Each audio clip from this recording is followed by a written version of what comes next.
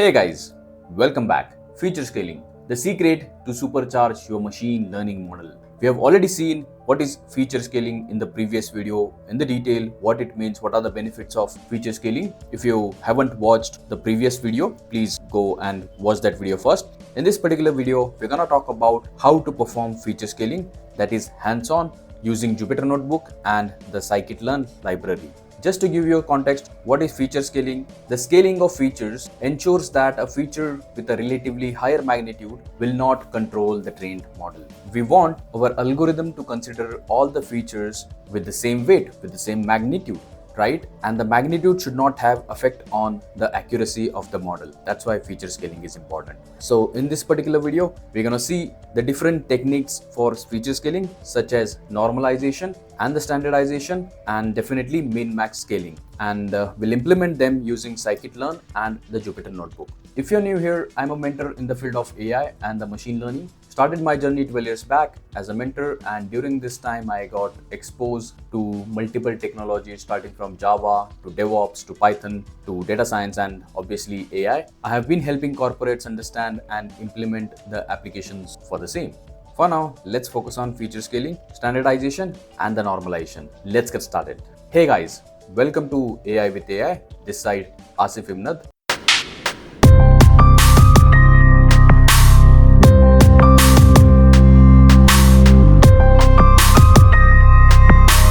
So what exactly standardization stands for? Before I jump for the demo, let's understand what standardization stands for. Standardization is your go-to for many algorithms. It transforms your data so it has mean of 0 and a standard deviation of 1. In short, it centers the variable at 0 and sets the variance to 1. In simple words, it pictures your features neatly packed within that bell curve. This helps with distance-based models like support vector machines, k-nearest neighbor, so on and so forth. To understand this with an example, you can see here, equation for standardization goes something like this, which is called z-score, which is equal to the each input, which is x, minus mean of x divided by standard deviation, which is calculated from all the input variables. Let's understand this with example. So this is the column given, where you can see the different prices ranging from 20 is the minimum one and 200 is the maximum one. And if you calculate a mean of these prices, that comes up to be 79. And if you calculate the standard deviation, that comes up to be 51. And let's try to put these values in the equation given here so that you will able to get the z-score, which is nothing but the standardized value. And when I calculate z-score, these are your new scaled prices. So what we did here, we are calculating z-score for all the variables. Let's say for 100 minus mean is 79, which is 21 divided by standard deviation 51, right? So 21 divided by 51, the value which comes up to be 41. So if you do the same thing for all these variables, these are the values you're gonna get. If you do it for the last variable, let's say 200 minus mean, which is 79, 200 minus 79 is 121, right? And divided by standard deviation, which is 51. So 121 divided by 51, which comes up to be 2.37. So this is how the standardization is done for all the variables by using this equation. What's the benefit? Standardization centers the mean to 0. This is important. Scales the variance at 1 and it preserves the shape of the original distribution. Minimum and maximum values will vary and preserves the outliers. You'll understand this with the help of demo. So let's jump to Jupyter Notebook now. Okay, before we proceed and discuss in detail, if you are new here, don't forget to hit that subscribe button and the bell icon so that you won't miss our latest videos on AI. We see you are watching our videos, but 90% are not yet subscribed. We put lot of efforts creating these videos for you free. Keep us motivated by liking and subscribing, so YouTube algorithm will also help us reach more audience. So, did you subscribe and like?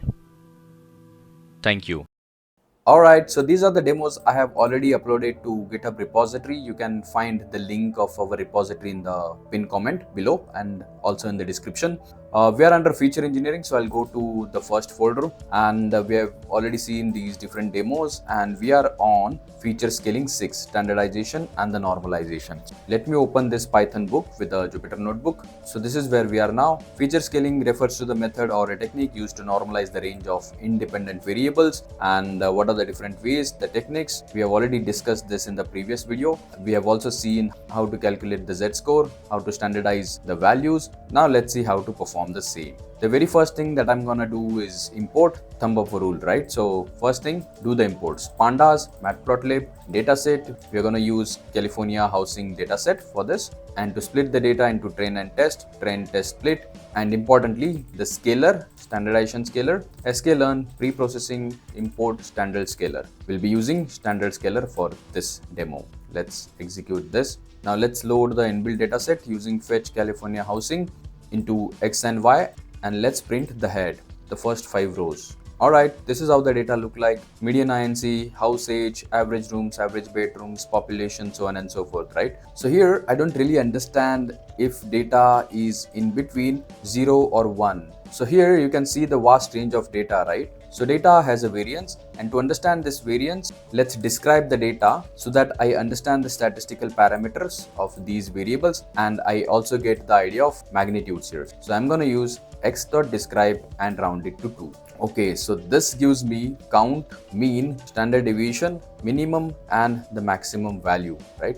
Definitely mean is not centered at 0, right? This is before performing standardization, and the variance is not also 1, right? So variance is huge for population especially, and this is where we need the standardization. All right, so let's perform standardization to get the mean values to 0 and standard deviation to 1. So these two values we should get 0 and the standard deviation in between 0 and 1, right? Let's do that. So very first thing we are gonna do is split our data into training and testing. We need 70-30. Test data is 30%, train data is 70%. Let me see the shape. So I have these many number of rows and 8 columns. Let's perform the standardization on this data by using standard scalar, right? So we imported standard scalar here at the top from sklearn library. Initialize standard scalar and keep the data in the tabular form. So that's why I transform pandas, fit the scalar to train our model. So scalar.fit to perform the standardization. So initialize, fit, and then find the accuracy. This is what we do in machine learning, right? Initialize, then fit the data, and then finally use transform, scalar.transform xtrain, scalar.transform xtest, right? So these are the new values after performing scaling.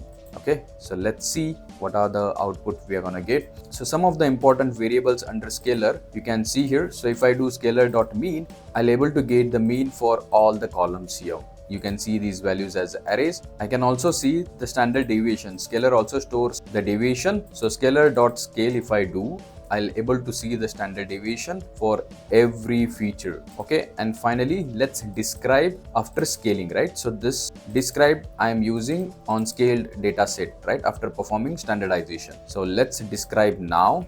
I should get mean to 0 and I want the standard deviation as 1. So am I getting the standard deviation 1? Absolutely. So do you see that this is the difference after performing standardization? You see mean to 0, standard deviation to 1. And before performing standardization, you can see mean is not centered and deviation is also ranges between different numbers, isn't it? But the question is, will this disturb the characteristics of the data? Will it disturb the distribution of the data? We also discussed that in the previous video. Okay, let's see the distribution of the data before scaling. So this is before scaling. What is the distribution? This is how it looks like. And let's see the distribution on the scaled data. So this is where we have performed distribution on the scaled data. You can see it's something like this. And if you compare these two distributions, there is no difference. If you observe 0 to 2500, just observe visually, right? And there is no change in the distribution, right? Whereas their means are changed. It starts with 0 to 15, 0 to 40, and for latitude, longitude, this is something different. But after performing scaling, the mean for all the variables starts with 0, right? All features become data centric, right? Even for latitude and longitude without changing its distribution. So what's the standardization effect? You can see here the mean before standardization is 79, but after standardization mean is changed to 0. And you can also see the variance. It is 2589 and standard deviation is 51. But after standardization, mean is changed to 0, variance changed to 1, and standard deviation is also 1. That is the benefit of doing standardization. And that's how we come to an end of this video. If you have any questions regarding the same, let us know in the comment below. If you found this video helpful, please subscribe to my channel and hit the like button, and don't forget to share this video with your friends and the colleagues. Thanks for watching. See you again next time. Till then, take care and bye bye.